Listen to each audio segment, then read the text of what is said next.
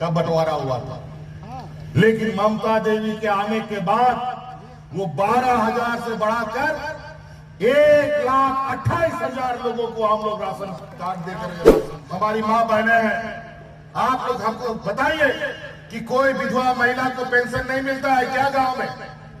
एक भी कोई महिला नहीं बची है जिसको पेंशन नहीं मिलता है, सबको पेंशन है।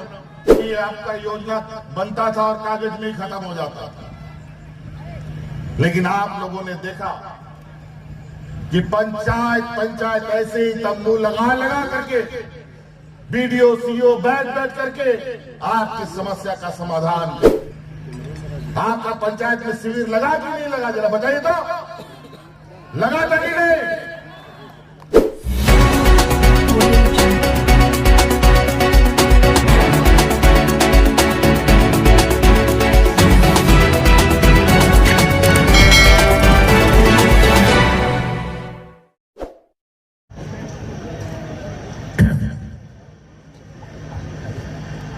आज यहां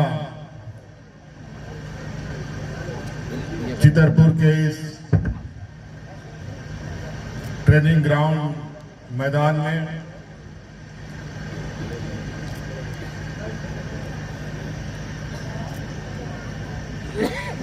यहां इकट्ठे हुए आप सभी हमारे ग्रामीणों, किसान भाइयों, माताएं बहनें, नौजवान साथी, बड़े बुजुर्ग और मंच पर सभी गठबंधन कांग्रेस, जेएमएम, आरजेडी,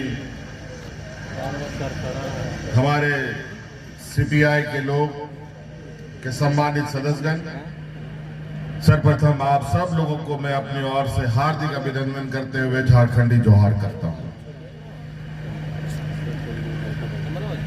वैसे तो इसको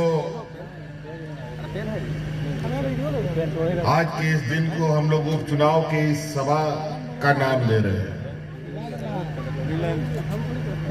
लेकिन मेरा ये कहना है,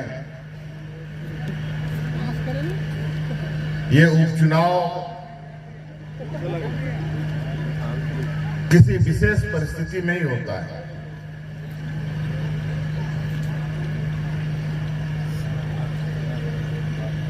जब आपके विधानसभा में कोई जनप्रतिनिधि नहीं रहता तो संविधान में ये सुनिश्चित किया गया है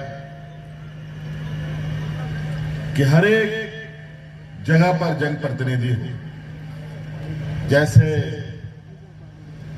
जिला में डीसी होता है, एसपी होता है, बीडीओ होता है, सीओ होता है, फिर पंचायत सेवक होता है, सरकार की भी ऐसी ही व्यवस्था है।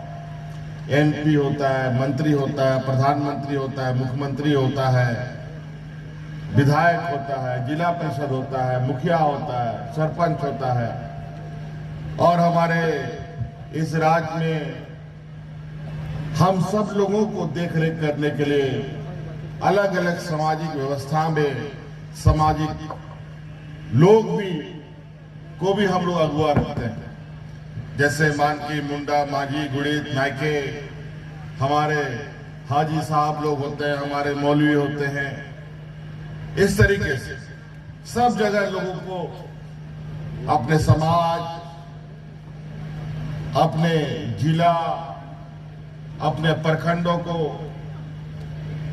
विकास करने के लिए, उसको आगे बढ़ाने के लिए एक आदमी को चुना जाता है। 2019 में आपने यहां पर ममता देवी को विधायक बनाया और आप लोगों ने पूरे राज्य के यहां 3.25 करोड़ लोगों ने मिलकर राज्य अलग होने के 20 साल के बाद पहली बार यहां के मूलवासी आदिवासी झारखंडी सरकार बनी।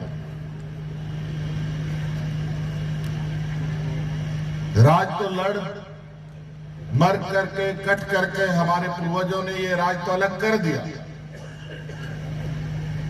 और इस राज को पाने के लिए, इस राज्य को अलग पहचान दिलाने के लिए यहां के झारखंडियों ने अपना जान दिया। कोई यूपी बिहार का लोग यहां पर जान नहीं दिया है, न ही एक लाठी खाया है। लेकिन इस राज को पाने के लिए अनगिनत झारखंडी लोग मारा गया, शहीद हो गया। आदरणीय दिसोम गुरु शिबू सोरेन जी के नेतृत्व में 2000 ईस्वी में ये राज मिला। इतने लोगों का खून बहा, ना जाने कितनी महिलाएं विधवा हो गई, ना जाने कितने बच्चे के सर से पिता का साया उठ गया। 30 साल 40 साल संघर्ष चला, तब जाके ये राज मिला। जैसे बच्चा भी 9 महीना में पैदा होता है ना जी, 9 महीना में माँ अपना पेट में बच्चा को पालती है, तब वो बाहर आता। इसी तरीके से इस राज का भी जन्म कई लोगों के खून के शहादत के बाद हुआ है। चाहे हमारे विनोद बिहारी महतो ले, चाहे निर्मल महतो ले, अनेक कोना कोना में हम लोग की कई लोग की मूर्ति हर एक चौक चौराहे में मिलेगी। कहां लड़ा हमारा था? कहा यूपी बिहार का लोग यहां आके नहीं लड़ा इस राज्य के लिए, यहां के मूलवासी आदिवासियों के लिए, दलित पिछड़े अल्पसंख्यकों के लिए, यहां के जल जंगल जमीन के लिए क्यों नहीं आके संघर्ष किया? हम लोग के पूर्वज क्यों संघर्ष किया? वो इसलिए संघर्ष किया कि हम लोग जिंदा रहे। यहाँ का मूलवासी, यहाँ का आदिवासी, यहाँ का दलित, यहाँ का पिछड़ा जिंदा रहे, यहाँ का जल जंगल जमीन बचा रहे। लेकिन दुर्भाग्य की बात है, हम जब अपने हक अधिकार की लड़ाई लड़ते हैं तो ये हमारे हक अधिकार की लड़ाई को असंवैधानिक बोल देता है। इन लोग को नहीं मांगना चाहिए, ऐसा बोलता है।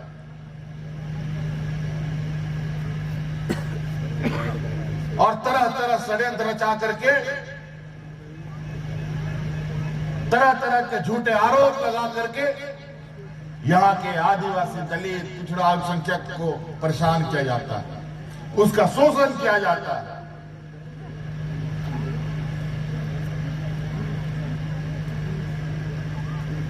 इतिहास गवाह है, आदिवासी, दलित, पिछड़े, अल्पसंख्यकों का के ऊपर अत्याचार पर कितने किताबें लिखी गई है। देश के अलग अलग कोने में इन समुदायों पर कितने अत्याचार हुआ है, किसी से छुपा नहीं है। 2014 में जो अभी वर्तमान हमारे मुख्य विपक्षी लोग हैं, जो लोग चुनाव हम लोग के विरोध में लड़ रहे हैं, अभी किला छाप वाला लोग जिसके साथ उन लोग का साठगांठ है, उन लोग का जब सरकार 2014 में बना था, जब दिल्ली की गद्दी का कब्जा किया, दिल्ली का गद्दी को, उसके बाद देश में दलितों को सड़क में रस्सी बांध बांध कर घसीट घसीट के मारता था। ऐसा मंजर आज के 21वीं सदी में जब देश चांद में जा रहा है, तो इस देश का आदिवासी, दलित, पिछड़ा को शोषण बढ़ता जा रहा है। और आज उसी षड्यंत्र के तहत ममता देवी को फंसाकर जेल में डाल दिया गया। इनको, कसाई को भी थोड़ा सा दिल होता है, दया होता है, लेकिन इनके मन में ना दया है ना समझ रहे हैं। बेचारा दूध मुहा बच्चे से मां को छीन करके जेल में डाल दिया।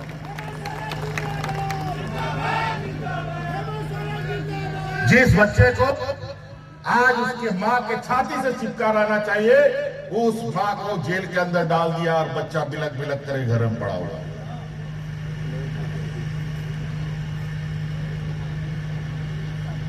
ये स्थिति आज इस सरकार का एक हिस्सा है, ममता देवी थी। लेकिन आज इन लोगों ने योजनाबद्ध तरीके से पैसे देकर, लालच देकर,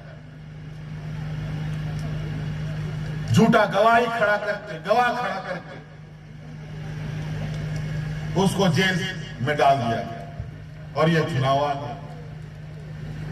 लेकिन वर्तमान जब मैं अभी 2-3 दिन से यहां घूम रहा हूं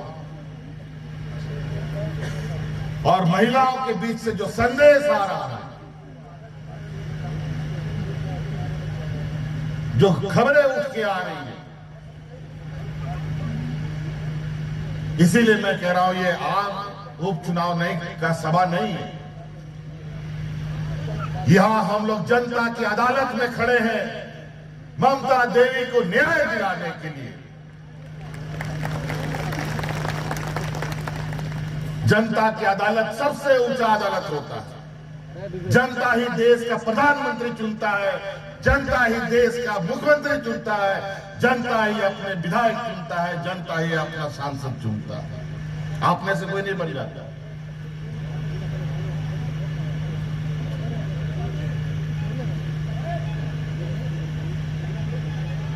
और निश्चित रूप से इस बार की ममता और इस विधानसभा की ममता देवी को निश्चित रूप से यहां की महिलाएं उसको न्याय दिलाने में सबसे आगे आएगी।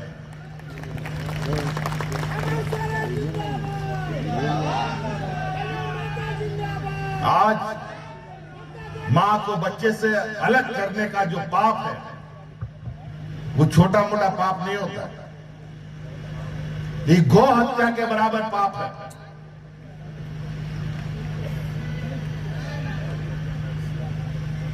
निर्णय आपको करना है, विशेषकर हमारी महिलाओं को करना है कि आपका बच्चा को आपके गोद से उठा करके फेंक दिया जाए दूसरी जगह, आपको कैसा लगेगा?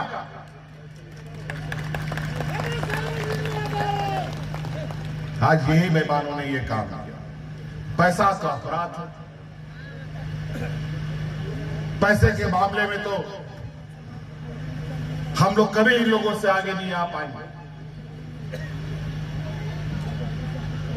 जिनके पास आज पैसे का बोरा भरा हुआ है, बैंक का पैसा ठूस के भरा हुआ है, उसके आप कोई छापा उपा नहीं पड़ता है। जो नंगा भूखा भिखारी है उन्हीं के आजकल छापा पड़ रहा है। हमारे पीछे भी जब ये राजनीतिक रूप से नहीं सक रहे हैं तो नया नया एजेंसी लगाकर हमारे पीछे दौड़ा दिया है कि घोटाला कर रहा है, पैसा कमा रहा है। हम बुला रहे मूर्खों, हमारे यहां तुमको कुछ नहीं मिलेगा, क्योंकि हम व्यापारियों का जनप्रतिनिधि नहीं है। हम जनप्रतिनिधि हैं यहां के आदिवासी, दलित, पिछड़े अल्पसंख्यकों का है, जो बेचारा रोज कमाता है, रोज खाता है। वो हमको क्या देते? व्यापारियों का साथी तो तुम लोग हो।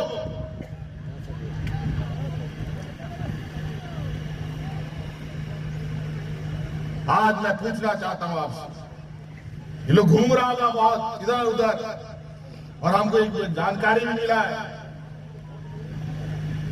कि उन लोग एक आजकल रेट तय किया है वोट लेने का कि मर्द लोग वोट लेगा तो 700 टका देगा, औरत लोग वोट देगी तो 300 टका देगा। वोट अगर पैसे से कोई बेचता है तो समझिए आप अपना घर परिवार बेच रहे हैं। आप ही का वोट में आपके लिए राशन कार्ड है, आप ही के अंगुली में एक बटन पर आपके परिवार का भविष्य है, बूढ़ा बुजुर्गों का पेंशन है, दिव्यांगों का पेंशन है, नौजवानों का नौकरी है, बेसहारा को घर है, एक ही वोट। और 500-200 टका में वोटवा बिक गया तो कुछ नहीं मिलता। हम आपको बताते हैं, ममता देवी ने जो हमारा सरकार का एक अभिन्न अंग के रूप में काम कर रही थी, तो इसलिए आपने इस रामगढ़ को क्या दिया और इन लोगों ने क्या दिया, हम उसका एक उदाहरण बताना चाहेंगे। जब इनका सरकार था, जब ये लोग विधायक या मंत्री हुआ करते थे 2019 से पहले, तो यहां पर राशन कार्ड जो लोगों को जिससे राशन मिलता था, मात्र 12,000 लोगों को राशन मिलता था। यहां राशन कार्ड का बंटवारा हुआ था।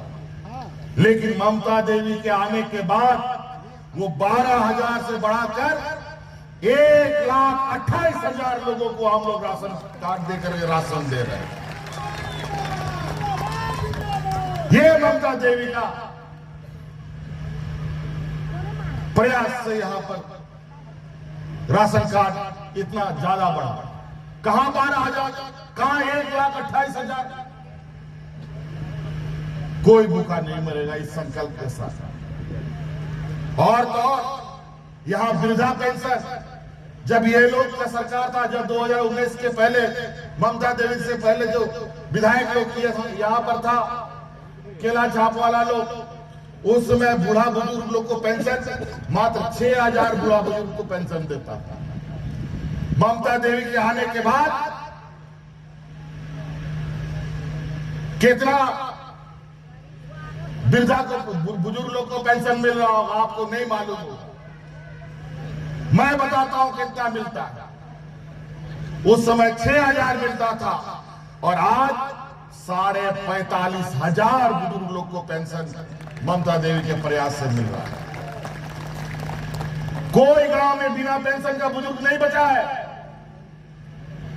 क्या आपके गांव में कोई बिना पेंशन का बुजुर्ग है? जरा बताइए आप लोग, आपके गांव पंचायत में कोई बिना पेंशन का बूढ़ा बूढ़ी लोग है?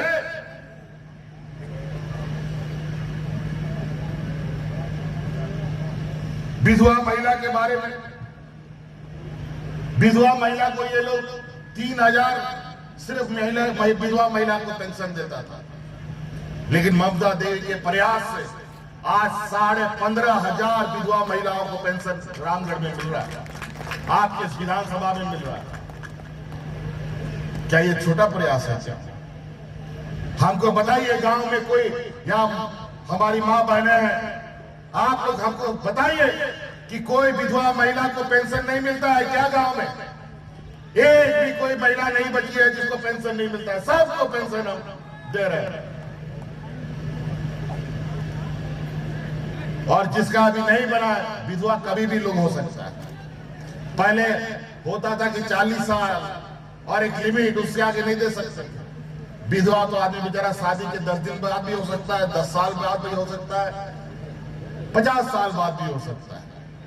तो जिस दिन विधवा हुई उसके दूसरे दिन से उसको पेंशन मिलना सरकार ने कानून बना दिया। कई ऐसी चीजें, ये लोग क्या चीज के लिए वोट मांगने आए, जरा बताओ। क्या बोलता है कि हमने क्या काम किया? यही काम किया कि 6,000 बुढ़ा बुजुर्ग को खाली पेंशन देते थे, मात्र 12,000 लोग को राशन कार्ड दिया, यही बोलता था। लेकिन हम लोग सीना ठोक कर कहते हैं, तुम लोग 12,000 देता था, हम लोग 1,28,000 30,000 दे रहा है। और तो और हमारे घर में पढ़ने वाली किशोरी बच्चियों को इन लोगों ने कभी उसको आगे बढ़ने का और उसका आने वाला पीढ़ी सुरक्षित हो, अच्छा हो, इस पर कभी चिंता नहीं किया। और हम लोग का मानना है, अगर माँ बढ़िया से पढ़ी लिखी रहेगी तो आने वाला बाल बच्चा लोग भी ठीक से पढ़ेगा लिखेगा।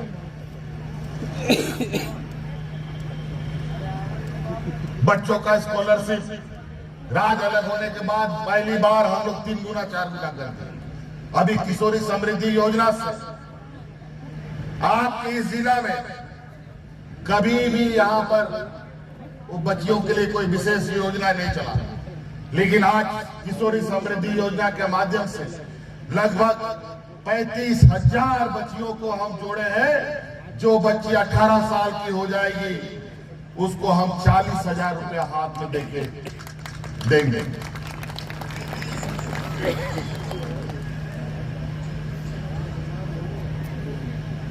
कई गांव का लोग, कई महिला, कई बुढ़ा बुजुर्ग लोग कभी ब्लॉक नहीं देखा था, कभी बीडीओ साहब से मुलाकात नहीं, कभी कर्मचारियों से मुलाकात नहीं, क्योंकि पदाधिकारी तो घर बैठ के काम करने वाला था। कागज में ही आपका योजना बनता था और कागज में ही खत्म हो जाता था। लेकिन आप लोगों ने देखा कि पंचायत ऐसे ही तंबू लगा करके बीडीओ सीओ बैठ करके आपकी समस्या का समाधान कर रहा था। आपका पंचायत में शिविर लगा कि नहीं लगा, जरा बताइए तो, लगा था कि नहीं?